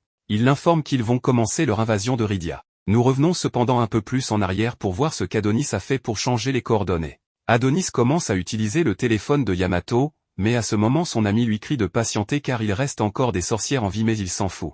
Adonis, utilisant le téléphone, fait un ajout de commande qui modifie leur destination de départ. Il utilise la voix de Yamato pour faire passer cette commande. Pour leur nouvelle destination, Adonis entre les nouvelles coordonnées et le téléphone valide la commande pensant que c'était Yamato. Et c'est ainsi qu'ils ont pu échapper aux mailles de Rydia. En revenant à notre histoire, Adonis dit à Doroka qu'ils attaqueront tout ce qui se trouve sur le chemin vers Rydia, au nord. Ils vont rassembler toutes les informations, vivres et équipements pour décoller de là-bas. Cependant, la fille lui dit qu'elle est très triste et veut retourner auprès des siens, alors Adonis se tourne vers elle et lui dit qu'elle est une idiote.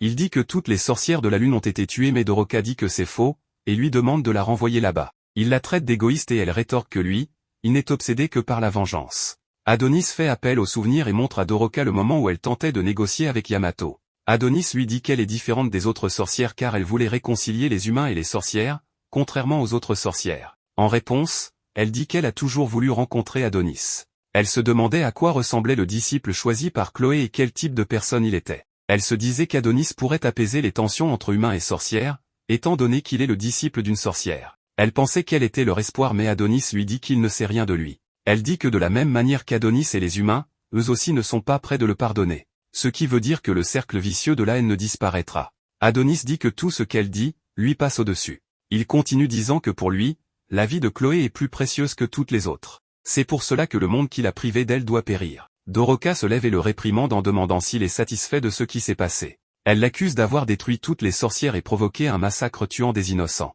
Mais Adonis dit que c'est à cause de ce massacre qu'ils ont pu revenir sur Terre. Il lui dit qu'il n'a aucun regret car les sorcières ont fait une bonne diversion. À ce moment, la fille pleure à cause de ses paroles blessantes puis elle se met en colère et le prévient de ne plus jamais sous-estimer leur vie. Adonis lui attrape par le cou. Ne se souciant de rien, lui demandant lequel d'entre eux a sous-estimé la vie de l'autre. Il lui dit qu'elle est celle qui n'a aucun respect pour la vie de ses amis car elle veut faire ami-ami avec les humains malgré leur barbarie contre leur peuple. Mais elle lui dit que la vengeance ne guérira pas ses blessures. Adonis s'en fout car il n'a plus rien à perdre. Alors qu'il part, Doroka se jette sur lui, en larmes disant qu'il est en vie grâce à Doroka. Elle lui dit de ne pas laisser la cruauté, la futilité et la dureté du monde l'atteindre. Elle ne lui demande pas de pardonner aux humains, mais à force de persister à se venger, il deviendra comme ceux qui lui ont privé de Chloé. Adonis répond qu'elle ne comprend rien à rien. Il continue disant que la vengeance est la preuve de son existence maintenant et la claire évidence que Chloé a vécu avec lui jusqu'au bout, car il sent que toute trace de l'existence de Chloé disparaîtront s'il arrête de chercher vengeance. Pendant ce temps, Doroka ne fait que pleurer et quand elle s'arrête et voit Adonis qui se vide de son sang. Pendant ce temps, un groupe d'hommes à moto se demande qui sont les deux personnes assises au milieu du désert. Ils supposent que ce sont des fugitifs ou juste deux amoureux qui ont fui leur famille. Le chef du gang, Ponch, rit bêtement. La scène passe à Adonis se réveillant dans cet étrange endroit, totalement inconscient et ne sachant pas où il est ni ce qui s'est passé. Cependant, il se rappelle qu'ils étaient dans le désert et que ces types à moto sont venus et les ont emmenés pour l'aider pendant qu'il était couvert de sang. Puis on voit le chef de gang lui parler disant qu'il a un regard de tueur. Ponch prend place et propose une bouteille d'alcool à Adonis. Quand Adonis le regarde, il réalise que la personne est un pollué et il lui dit qu'il ne veut pas boire cet alcool, disant que c'est de la pisse. Ponch, le chef de gang, rit d'Adonis disant qu'il est marrant pour avoir traité son alcool de pisse. Puis il se présente comme le chef de cet endroit. En voyant la gueule du chef, il sait en même temps qu'ils ne sont pas aux ordres de Rydia. Adonis s'enquiert de la fille, celle aux cheveux roses. Et Ponch lui demande si c'est sa gonzesse.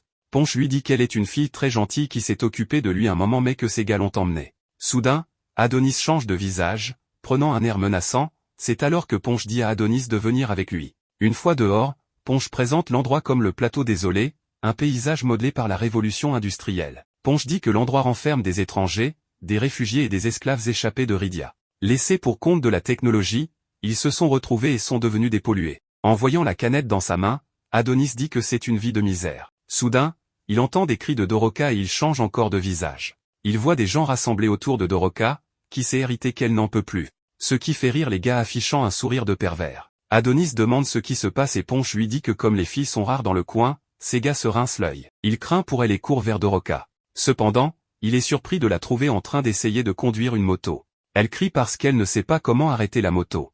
C'est alors que l'un des gars lui demande de lever les fesses et de s'asseoir sur les genoux.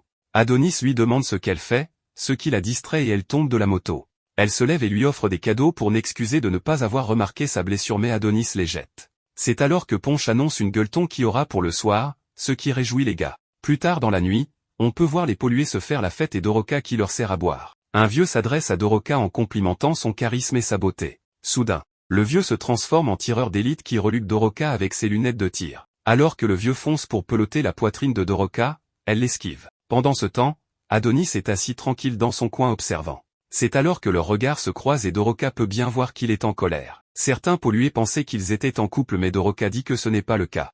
Ils demandent alors ce qu'ils font ensemble et Doroka dit qu'ils ont décidé de faire le tour du monde. Elle rajoute que le désert est magnifique ce qui fait éclater les pollués de rire. Les pollués affirment alors que Doroka est très drôle. Soudain, tous les motards tombent dans les vapes, ce qui surprend Doroka qui demande ce qui leur arrive. Adonis s'approche d'elle disant que c'est en négligeant ce qu'on ingère, qu'on devient pollué. Elle demande alors à Adonis s'il les a empoisonnés. Adonis nie les avoir empoisonnés mais admet avoir utilisé un sort magique pour modifier la composition de l'alcool pour en faire un somnifère. Il lui demande si elle n'a pas remarqué le sortilège et elle dit non. Doroka fait remarquer à Adonis qu'elle est un peu sotte et se réjouit qu'aucun des polluants ne soit mort. Soudain, Adonis sort un flingue et Doroka fait barrage en lui disant de ne pas faire de bêtises. Elle exprime son admiration pour les gens qui les ont aidés dans le désert et les ont soignés puis Adonis lui dit et alors ? Puis elle lui dit qu'ils leur doivent la vie. Adonis la met en garde sur les conséquences de la miséricorde mais elle lui demande ce qu'il prévoit de faire. Adonis fonce sur elle et la rassure qu'il ne les tuera pas car ils sont parias et ne méritent pas de mourir. Il la regarde et dit que comme il s'y attendait,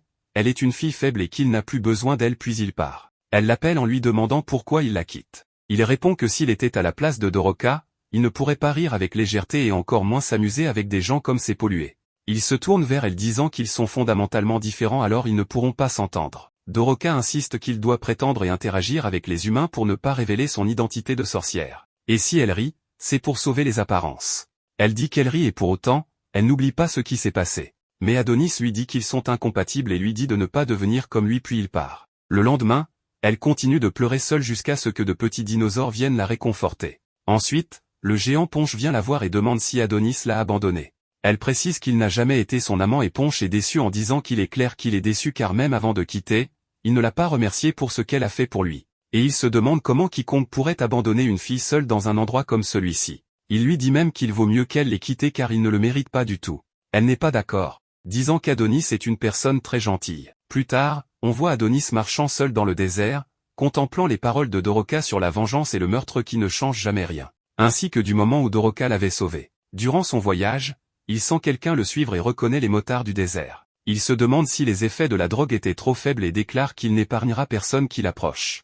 Il se prépare à lancer un puissant sortilège pour les tuer. De retour avec Ponch et Doroka, Ponch dit à Doroka qu'Adonis est le disciple de la sorcière, ce qui surprend Doroka, qui lui dit qu'il fait erreur. Ponch continue en disant qu'il l'a déjà croisé et dit qu'il n'oubliera jamais ce jour. Alors qu'il était sur le point de clamser, là, il a vu de la neige scintillante et la sorcière de glace. Il dit que si quelqu'un est prêt à se mettre le monde à dos par amour, c'est qu'il a connu le vrai bonheur. Il dit à Doroka qu'il a peut-être raison, en lui demandant si la vengeance est vraiment une bonne chose. Il dit aussi que tout est relatif, que l'on préfère jouer les aveugles. Ponch dit qu'Adonis a choisi la vengeance même s'il doit mourir et demande à Doroka ce qu'elle compte faire. Doroka exprime ses ressentis, déclarant qu'elle ne veut la mort de personne, alors elle veut sauver Adonis. Ponch lui demande alors pourquoi Doroka perd son temps. Elle décide de se joindre à Adonis dans son aventure et fonce sur lui avec la moto, ce qui surprend Adonis, qui l'esquive de justesse. Adonis se lève et lui demande ce qui ne va pas dans sa tête. Elle dit qu'elle fera de son mieux pour ne pas être un boulet pour lui et dit qu'elle va l'accompagner. Elle dit que tout compte fait, Adonis aura besoin de lui car seul le voyage sera dangereux. Adonis se demande pourquoi elle continue sa course. Malgré tout, sa présence a l'air de réjouir Adonis, qui la trouve saoulante. Puis elle demande comment arrêter la moto et Adonis lui dit d'utiliser les freins et le levier. Pendant ce temps, Ponch les observe au loin assis sur des tas de ferraille. Ailleurs, nous voyons que des tonnes de gens se sont rassemblés pour le nouveau couronnement impérial. Oz veille sur la ville et il est content de voir à quel point c'est paisible. Dans le stade, le 23e empereur de l'Empire Rydia est loué pour tous ses succès.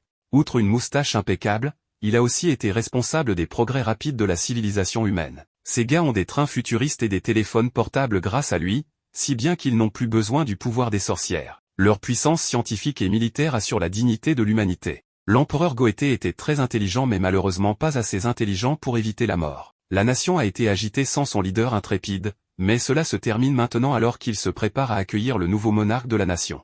Un compte à rebours commence et tout le monde attend avec impatience de voir leur nouveau leader. Le compte à rebours se termine et tout le monde acclame Sa Majesté la Reine Dorothea. Toute la scène est assez étrange alors que tout le monde lui crie dessus et qu'elle fait de son mieux pour imiter une star de la K-pop. Sa performance est diffusée partout et nous voyons que Dorothea utilise son sort d'amour et sur tous les fans de K-pop qui la regardent. Dorothea devient très populaire sur tous les forums d'internet et les mecs ont des problèmes avec leurs petites amies. Au milieu de la performance, Dorothea dit à tous ses nouveaux fans adorateurs qu'elle les aime tous. Ailleurs, nous voyons que la diffusion a même atteint les régions les plus éloignées. Un type la regarde sur son téléphone couvert avec une pochette en forme de dragon et il souligne l'ironie de la situation. Dorothea est une sorcière et maintenant la monarque de l'humanité. Elle a exterminé les siens en utilisant la science que les humains ont développée tout en gouvernant le monde en tant que reine. Pendant ce temps, nous voyons que des gens se font trancher la tête et Theta ne semble pas content de ce qui se passe. Le gars au téléphone de dragon se demande ce que le monde est en train de devenir et réalise seulement maintenant que la sorcière connue sous le nom de Dorothea est encore plus folle que prévu. Nous voyons ensuite pourquoi Theta était si bouleversée, alors que sa tête est ajoutée à un tas de têtes. À proximité, Dorothea termine sa performance de K-pop et des particules émergent de la foule. Ces particules convergent vers sa tête pour former sa couronne et le stade explose en applaudissements pour leur nouveau leader. Pendant ce temps, dans les terres désolées, Shirozagi est très heureux pour Dorothea. Cependant, son nez se met à saigner car il est contrarié que ce soit un peu comme quand une amie d'enfance devient très populaire à l'école. Shirozagi a une mission à accomplir mais il souligne à quel point Adonis est intelligent. Il a cassé l'appareil qu'il avait pris à Yamato, si bien que Shirozagi ne peut pas l'utiliser pour le tracer. Shirozagi décide qu'il devra trouver le garçon de la manière difficile et fait apparaître un tas de mains robotiques utiles. Nous voyons qu'Adonis est avec Doroka et entendons que Shirozagi l'appelle étrangement, le garçon aimé de la déesse. Adonis se demande ce que Doroka prévoit de faire puisqu'elle refuse d'arrêter de chercher vengeance. Doroka ne peut pas s'empêcher d'essayer de changer le cœur rempli de rage de notre garçon et fait une suggestion. Elle souligne qu'il y a de gentils humains comme Monsieur Ponch et son équipage, donc elle aimerait qu'Adonis envisage de ne pas se battre contre des gens comme eux. Rien ne peut changer le cœur froid d'Adonis cependant, et il refuse. Il a permis à Doroka de l'accompagner mais il lui fait très clairement comprendre qu'elle ne peut pas se mettre en travers de son chemin. Doroka reçoit le message haut et fort, donc elle reste silencieuse.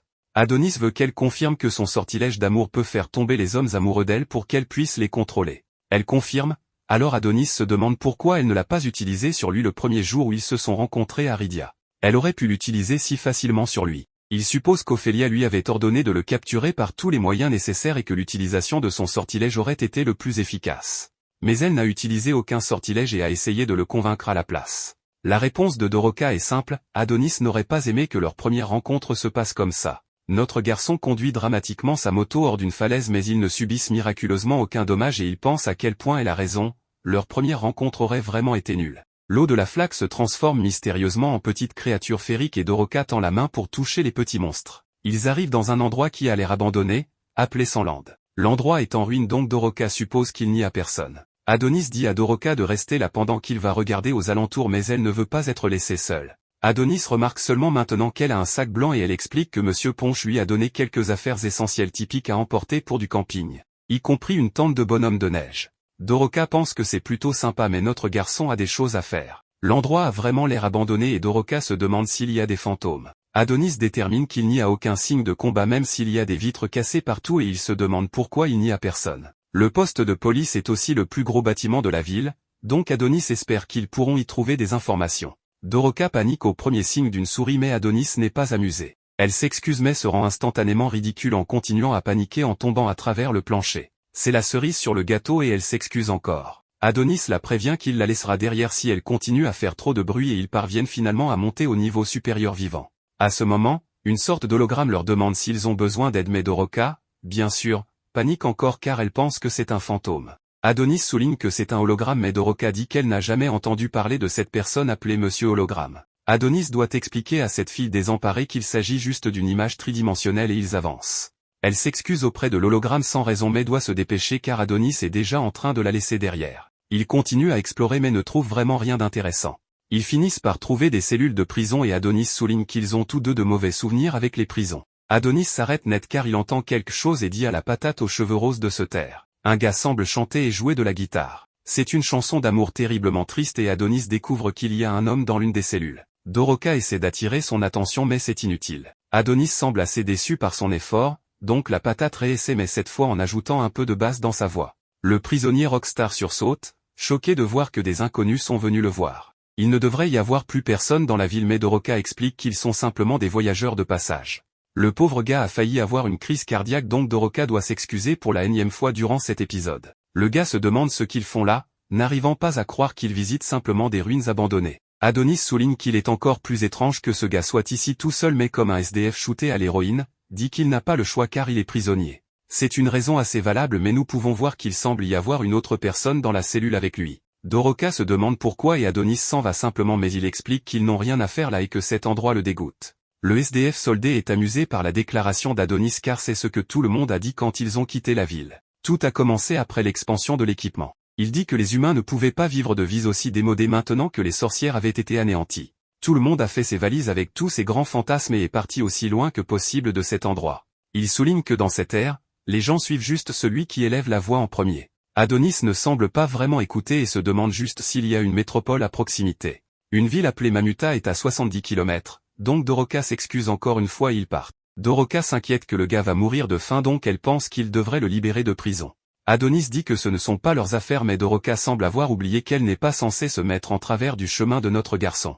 Elle veut au moins donner un peu de leur nourriture aux prisonniers mais Adonis demande si la cellule était même verrouillée. Adonis a compris la vérité mais il ne la dit pas à Doroka. Il dit juste que le couple marié dans la cellule n'a pas besoin de nourriture, ce dont ils ont besoin, c'est la paix et le calme. Doroka n'avait aucune idée qu'il y avait une autre personne dans la cellule et nous voyons que la femme de l'homme est déjà décédée. Ce pauvre gars a clairement perdu la tête alors qu'il rassure sa femme que les étrangers sont partis et il se met à sangloter. Tristement, il dit à l'amour de sa vie que toutes les personnes qui l'ont accusé d'être une sorcière et qui l'ont enfermé dans cette cellule sont parties. Il prend son aimé dans ses bras et lui dit que dorénavant, ils seront ensemble pour toujours. Il s'excuse de n'avoir pas pu la protéger et nous voyons que Doroka semble avoir finalement compris. Adonis détermine que cette ville n'a besoin de place que pour les deux prisonniers, donc il est temps pour eux de commencer à se diriger vers Mamuta. Notre duo a voyagé à travers le désert et est finalement arrivé à leur destination à Templa, Mamuta. Ils doivent passer par une porte d'immigration très accueillante et Doroka se demande si Adonis prévoit vraiment de commencer une bagarre là-bas. Notre garçon veut bien sûr se battre avec tout le monde, partout, tout le temps, mais Doroka craint qu'une grande ville comme celle-ci ait beaucoup de soldats et d'armes. Adonis est tellement obsédé par sa vengeance qu'il ne comprend pas son point de vue et elle s'inquiète juste qu'il ne survive pas à cet endroit de génie absolument rose. Doroka a une idée et demande à Adonis de jouer à pierre-feuille-ciseaux. Le perdant devra faire quelque chose pour le gagnant, mais Adonis n'a plus envie d'écouter cette fille et refuse.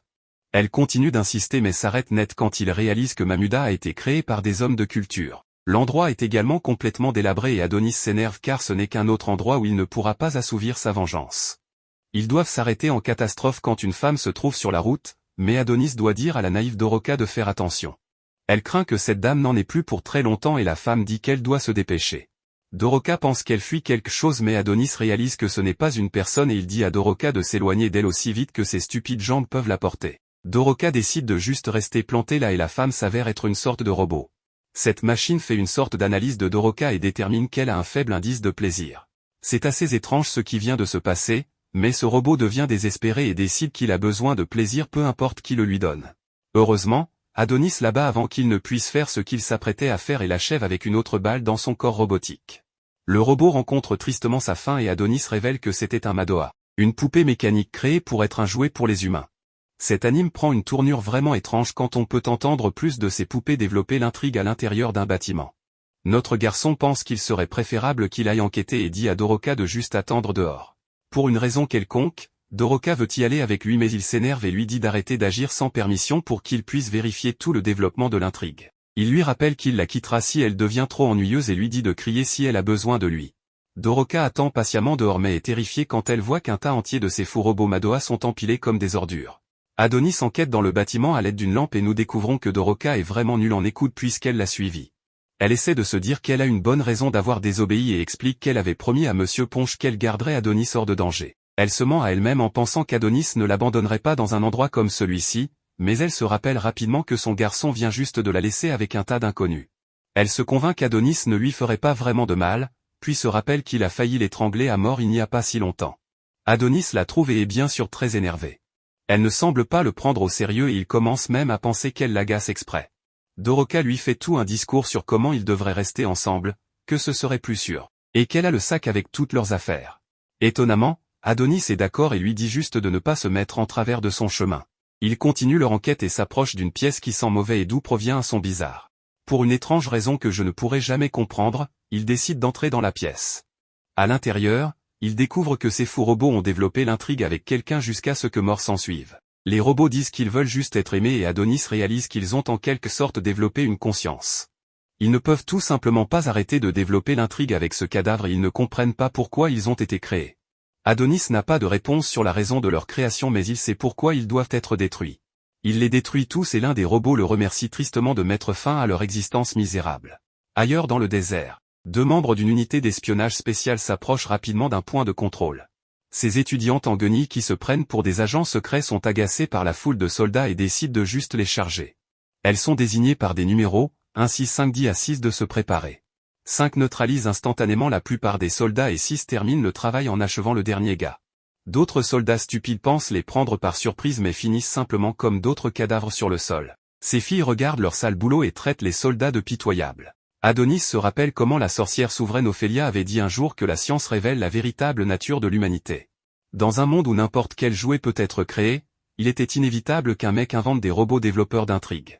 Il trouve les mêmes chaînes que Doroka portait jadis dans le camp de concentration de Rydia et Adonis révèle que cette nation a offert ses propres femmes en échange de ces robots. Apparemment, Adonis a appris à être mécanicien à un moment donné puisqu'il travaille sur un véhicule et explique que cette ville de Mamuta a probablement échangé toutes ses femmes, ses filles et ses épouses contre des robots.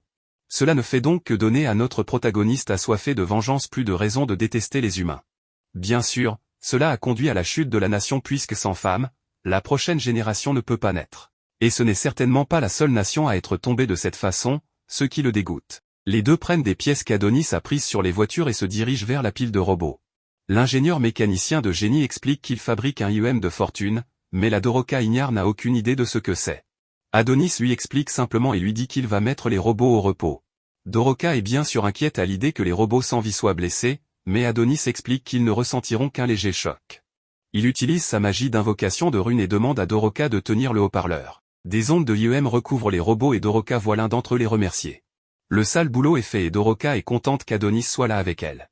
En hauteur, nous voyons que les deux dangereuses étudiantes les observaient et qu'elles ont réalisé que ce gars est l'homme le plus recherché par l'Empire Rydia. C'est le tristement célèbre apprenti de la sorcière, mais ces poulettes n'arrivent pas à croire que ce n'est qu'un adolescent.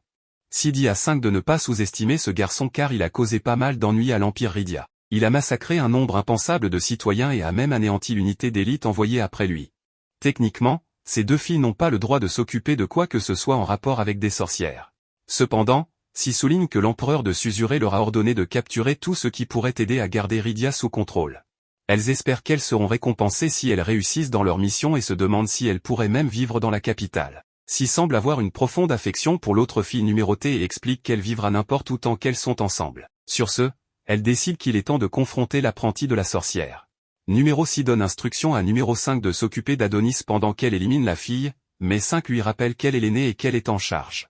Cependant, nous voyons que Shirozagi les regardait en cachette et sourit comme un dégénéré. Adonis et Doroka terminent de sauver le monde de la prise de contrôle par les robots développeurs d'intrigue et se préparent à partir. Les sœurs numérotées qui étaient après eux sont cependant confrontées à Shirozagi. Elles exigent de savoir qui il est mais Shirozagi n'a pas de réponse à leur donner. Pour ces filles, aucune réponse signifie hostilité, elles attaquent donc instantanément. Dans la ville de l'intrigue, nous voyons que Doroka a fait une tombe pour les Madoa et leur dit de reposer en paix et de batifoler au paradis. Notre garçon Adonis n'est pas aussi délirant qu'elle cependant et explique que leur offrir des condoléances ne servira à rien. Créer des tombes et prier est simplement une façon pour les vivants de surmonter la situation, mais cela ne change rien. Adonis saute sur l'occasion et explique que si elle veut vraiment honorer les Madoa, elle doit faire ce qu'il adore le plus, c'est-à-dire se venger de toute la race humaine avec une extinction de masse. C'est juste un peu trop extrême pour elle cependant, et il décide donc de faire avec un désaccord. Doroka prie ensuite devant une pierre tombale qu'elle a faite pour les sorcières. Adonis pense que ce serait un bon endroit pour qu'elle reste pour toujours. Elle aime tant pleurer et il y a tellement de choses qui font pleurer dans cette ville. Doroka n'arrive toujours pas à croire qu'il dirait quelque chose d'aussi grossier, mais Adonis n'a jamais été du genre à mâcher ses mots pour quelque raison que ce soit. Il lui rappelle que la vie de tous ses amis a pris fin parce qu'il a amené les humains à la base lunaire. Elle ne devrait même pas vouloir voyager avec lui et c'est sa dernière chance de reconsidérer cette situation très grave et tendue. Ce moment très sérieux est interrompu lorsque Doroka montre manifestement qu'elle n'en a rien à faire. Elle lui montre qu'elle a trouvé les deux petites poupées qu'Adonis avait rejetées et qu'il pensait s'être débarrassé. Doroka explique qu'elle ne veut tout simplement pas le blâmer et ne veut plus se disputer. Elle reconnaît que les sorcières essayaient de l'utiliser, leur obsession à créer des objets magiques à utiliser contre les humains les a conduites à enlever Adonis. Elles ont essayé de le provoquer pour qu'il ressuscite Chloé, elle réalise donc que c'était pratiquement une trahison contre lui. Adonis décide qu'il est temps pour eux de partir et il montre que Doroka continue de le changer petit à petit plus qu'il s'excuse. Il exige qu'elle se débarrasse de ces stupides petites poupées mais elle est plutôt fière de leur miniature. Adonis souhaite qu'elle soit plus douée à autre chose et elle révèle qu'elle peut chanter. Adonis n'est pas fan de son chant et lui demande juste de ne pas le faire pendant le voyage. Ils sont instantanément choqués cependant quand Shirozagi apparaît devant eux. Pour la première fois, il veut qu'ils arrêtent de flirter autant car cela le rend jaloux. Adonis peut instantanément dire que c'est un ennemi et n'arrive pas à croire qu'ils les ont déjà retrouvés si rapidement. Adonis se prépare à un combat mais Shirozagi montre à quel point il est dangereux en détruisant absolument leur moto. Nous voyons qu'il a éliminé les sœurs numérotées. Shirozagi se présente comme quelqu'un de très important à Rydia et révèle qu'il est là pour leur tête. Bien sûr, Adonis n'a pas une once de peur dans son corps et il est juste content d'avoir enfin trouvé quelqu'un de Rydia qu'il peut tuer.